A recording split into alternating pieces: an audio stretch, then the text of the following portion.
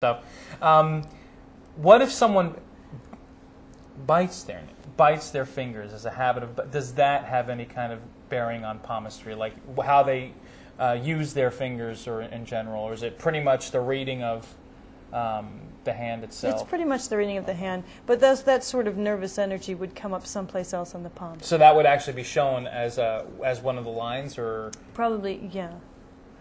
Something more in this area, probably. Now, I have to bring this up because a coworker of mine, we were talking about the show coming up, and she actually has on her pinky 4 lines, and it's only on the right hand, only on her pinky, and she's joking around. 4 segments. Yeah, and she's like, I'm going to go around the world looking for the man who has 4 lines on his pinky, but it's got to be his left pinky. So, how significant is that? I don't think that's very significant. Oh, the sorry. The pinky represents communication, so it's as though she has extra. Do you consider her good in conversation? Yeah, and I do. Diplomatic, able to articulate? Yes. Yeah. Oh, so she's able to. Yeah. Oh, okay. Well, there's a intrigue. Now you have to find someone just like that with the pinky on the left. But that would indicate in their past. Correct. So they may not be as articulate or very well versed in communicate, or able to communicate very well if it wasn't accurate on the left. Unless they were left-handed. Unless they were left-handed. So you need to find a left-handed individual with 4 things on their pinky. I won't mention her by name, Anne Marie, but that should be fun. 343-3130 is the number here if you have a question or a comment for Linda Patterson. If you are sitting at home in front of your TV looking at your hands, as I have been, and you have come across something that you might think deserves some explanation, give us a call, 343-3130, or you can email us at experience@fatv.org, or you can visit us, www.fatv.org/experience. We're going to have... a little later on in the show, one of our members in our audience behind the glass is actually going to come sit in this empty chair and have her palm read. No, we don't have a big bucket of wet paint, and sit there and have palm read. And we're going to have an individual come in and have that experience. Now, you had mentioned to me earlier before the show that you're thinking of, you may be teaching actually a course in palmistry, and you also said it's actually a science, and I do want to go back to that. Is it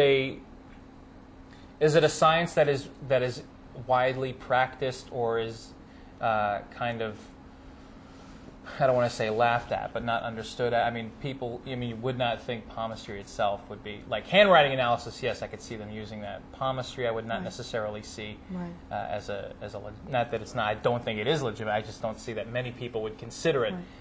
How did that? Many people probably don't. And when I say it's a science, what I'm really referring to is that it has nothing to do with being psychic. Okay. It's much more black and white than that. Although many people use it as a tool, people who are very intuitive use it as a tool for more information. How did the meanings come about? How did we find out that this finger was Jupiter, or how did it just kind of develop? Or? Right. A lot of the history of palmistry is so old and so vague that sometimes I've read so many different things that sometimes I think they're making it up. When I read these things, they're so different, and they're from all parts of Europe. And it was always considered the poor man's art, whereas astrology was for the rich. Now, how did you get involved in this, first of all? What perked your interest into reading palms? Well, probably about 10 years ago, I had a friend who taught palmistry in the Boston area, and he taught palmistry for the Theological Society of Boston. And he was amazing. He was a fine teacher. And we took a 6-week course and stretched it out to 16 weeks. Wow. Because we were such great students.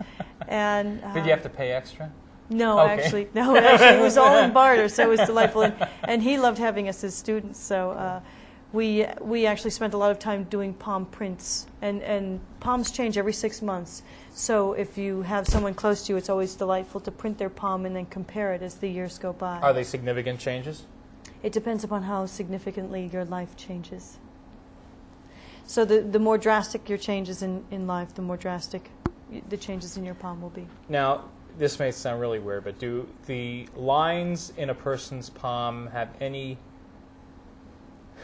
I don't know, correlation with the lines, say, on a person's forehead or lines on a person's face as they get older? Well, they say that you can read feet, that feet and hands reflect each other. But that's the only thing I've heard. And I've not read many feet. You've not read many, but you have? Well, I do reflexology, so I do look at feet quite a bit, working the acupressure points of people's feet. And in the process of doing that, do you ever say, have you ever, I mean, just out of, I noticed that you have a very, that you have a very stubborn, I mean, do they mean the same? Like, does the big toe mean the same as the thumb? Right. So it would just be a different...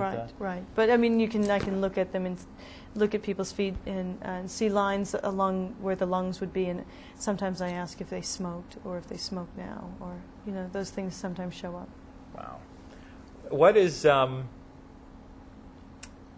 what is the, I guess, the most important... Well, the lines. Are there a series of lines that are on every palm? Yes. That, regardless of who it is, you will always find these? Almost. Yes. What are the most common that you will find on any given palm? The heart line, the head line, and the life line.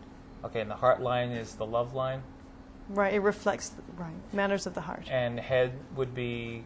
Logic, thinking. Okay, and then, of course, the lifeline, which is that used when we talk about the lifeline? Do we consider that when they say you've got a short lifeline, is you're going to, live a very short life, or is it not that kind of life? It's in, like, the quality of your life, or how is that? I've never really seen a short lifeline, no. But no.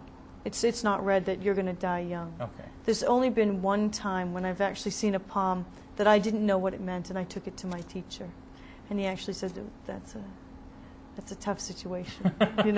He's very diplomatic.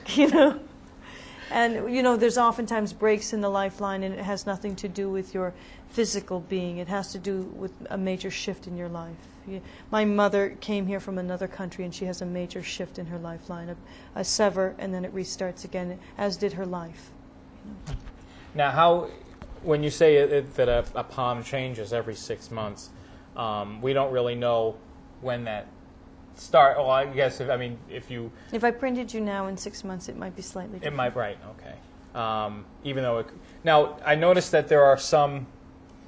I'll say insignificant lines. The palm print, like the fingerprint has. You have the other, like there's, I don't know. I'll use my hand as an example. Maybe you can understand what I'm talking about. How there are, obviously I see these obvious lines here, but over here in this portion of my palm, I see like little creases. He has a nice clean palm. And it's not sweating today. But you see what I'm saying? These little, does that mean anything, or are these? The lines that cross the mound of Venus, this is your mound of Venus. Okay. Storehouse of energy and sexuality.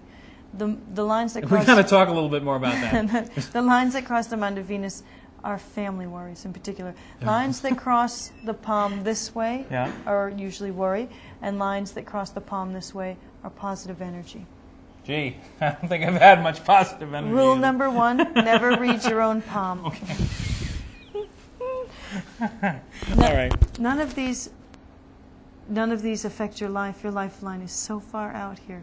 You have lots of little worries, but none of them affect your life. Oh, okay.